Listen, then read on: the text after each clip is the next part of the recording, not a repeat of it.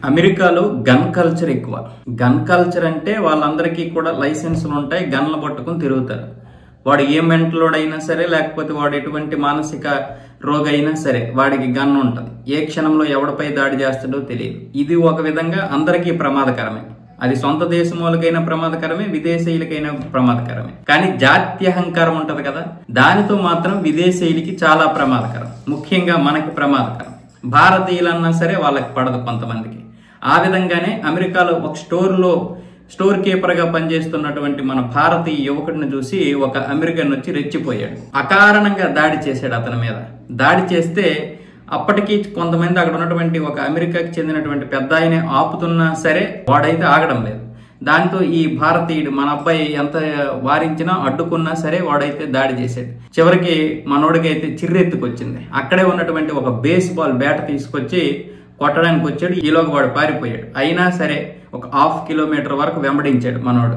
వెంబడించిన తర్వాత ఆ అబ్బాయి అటు పారిపోయాడు, ఈ అబ్బాయి ఇటు వచ్చేసాడు. అంటే ఈ మధ్య మనం చూసాం, దాదాపు 12 మంది 13 మందిని మన విద్యార్థుల్ని చంపేశారు అమెరికాలో. మళ్ళీ ఈ అమెరికా ఏమొచ్చేసి ప్రపంచంలోనే అతి పురాతనమైనటువంటి ప్రజాస్వామ్యం కలిగినటువంటి దేశంగా చెప్తారు. అంతేనా?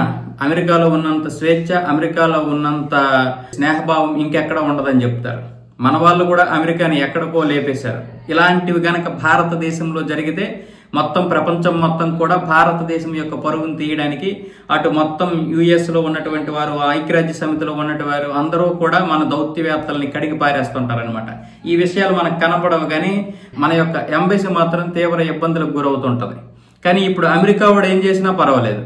ఆడెవడో పిచ్చోడండి కాల్చేసాడు, వాడెవడో చెత్తవేదవా, వాడిని మేము కస్టడీలోకి తీసుకోను అని చెప్పేసి చేతులు దులిపేసుకుంటారు. ఎందుకంటే మొన్న స్వామినారాయణ దేవాలయంపై ఇంచుమించు ఈ ఆగస్టు వరకు, అంటే ఈ సంవత్సరంలోనే 4 సార్లు దాడులు జరిగితే అమెరికాలో ఉన్నటువంటి పోలీసులు వాళ్ళని మేము అదుపులోకి తీసుకున్నాం, అది చేసాం, ఇది చేసామంటారు. కానీ నిజానికి వాళ్ళు అదుపులోకి తీసుకుంటే ఈ రోజు వరకు మళ్ళీ అదుపులో తీసుకున్న వాడే మళ్ళీ ఎందుకు వచ్చి దాడి చేస్తాడు? ఎలా దాడి చేయగలడు? అంటే హిందువులపై దాడులు జరుగుతుంటే చూస్తూ ఉంటున్నారు అంతే. అంటే భారతీయులపై దాడులు జరిగిన, హిందువులపై దాడులు జరిగిన అదంతా కూడా సరే పర్లేదు, జరగని, వీళ్ళకి ఇలాగే జరగాలి అన్న విధంగా ఉంది ఇప్పుడు ప్రపంచం.